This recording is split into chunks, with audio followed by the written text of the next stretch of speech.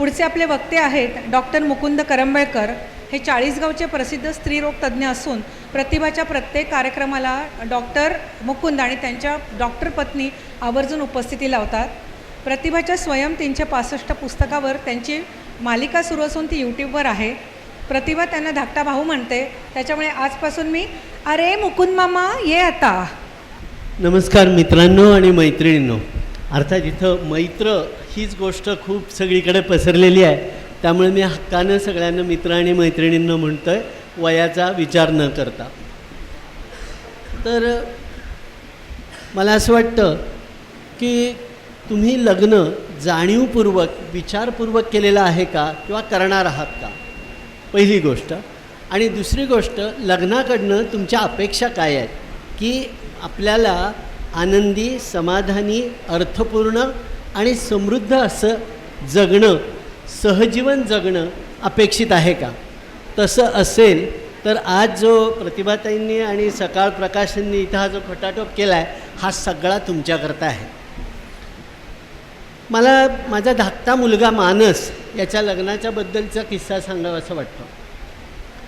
तो जेव्हा आम्ही म्हणजे असं झालं की बा आता हो लग्न करायचं, त्यावेळेला तो म्हणाला की मला मी स्वतःच शोधणार, जो कोण जोडीदार असेल तो.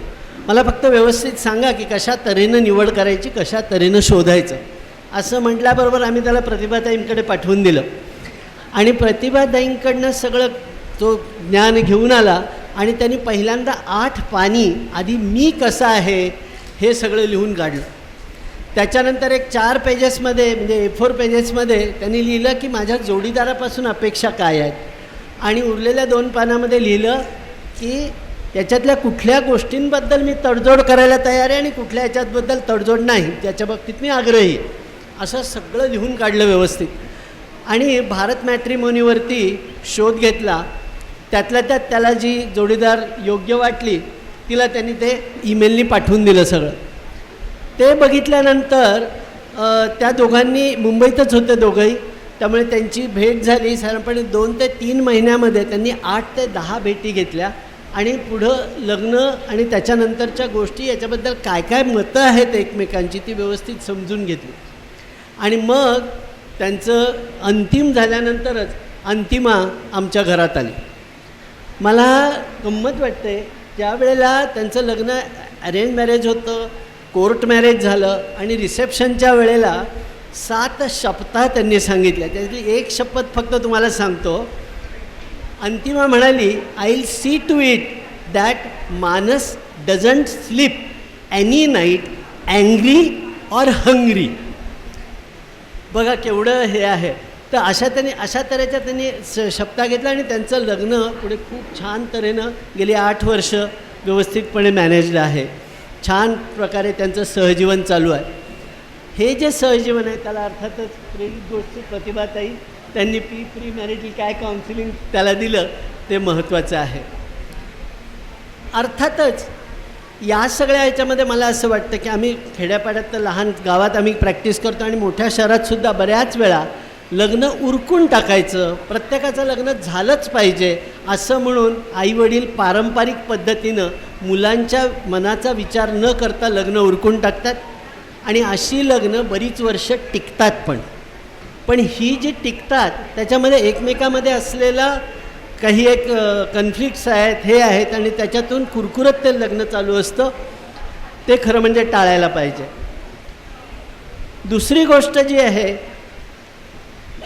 काही वेळेला आपण बघतो की तुम्ही जर का विनयाताईंचं लग्न नाकारताना नावाचं पुस्तक बघितलं असेल, ऐकलं असेल, माहिती असेल, तर त्यामध्ये त्यांनी स्वतःला जोडीदार मिळवण्यासाठी जे काही प्रयत्न केले त्याच्यामध्ये जोडीदार मिळाला नाही त्यांना योग्य वाटला असा, तर त्या तशाच राहिल्या आणि एकट्याने त्यांनी हे केलं. अनेकदा आपण बघतो की आत्ताच्या काळामध्ये मंगनी, पटब्याह आणि शेवटी खटॅक घटस्फोट असाही होतो.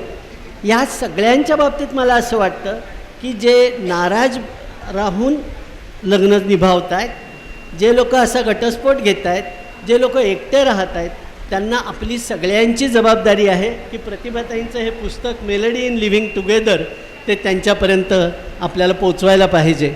आणि त्यांच्यापर्यंत ते पोचवलं तर ते लोकही म्हणू शकतील, जीवनात ही घडी अशीच राहू दे.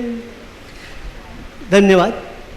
एकच मला मगाशी हिनं जे सांगितलं, शुचितानी सांगितलं, ते परत एकदा सांगावंसं वाटतं. प्रतिभाताईंचं स्वयं, सगळीच पुस्तकं छान आहेत, तुम्ही घ्या, पण स्वयं 365 हे पुस्तक जे आहे सेल्फ हेल्प बुकसारखं आहे आणि त्याच्यामध्ये साधारणपणे 52 आठवडे वेगवेगळ्या तऱ्हेनं काय काय कसं करावं तर आपलं शारीरिक आणि मानसिक आरोग्य नीट राहील याबद्दल त्यांनी मांडलेलं आहे. त्या पुस्तकावर आधारित मी एक यूट्यूब मालिका करतो आहे. रंगगंध कलासक्त न्यास हे आमच्या संस्थेचं नाव आहे आणि त्या संस्थेमध्ये म्हणजे रंगगंध नुसतं लिहिलं इंग्रजीमध्ये तरी ते येईल आणि त्याच्यामध्ये हे प्लेलिस्ट आहे स्वयं 365. तर जरूर त्याचा आस्वाद घ्या आणि त्याचा प्रतिसाद आमच्या यूट्यूब चॅनलवर लिहा. धन्यवाद. प्रीतीच्या फुलावरी वसंत नाचू दे. धन्यवाद करंबेळकर सर.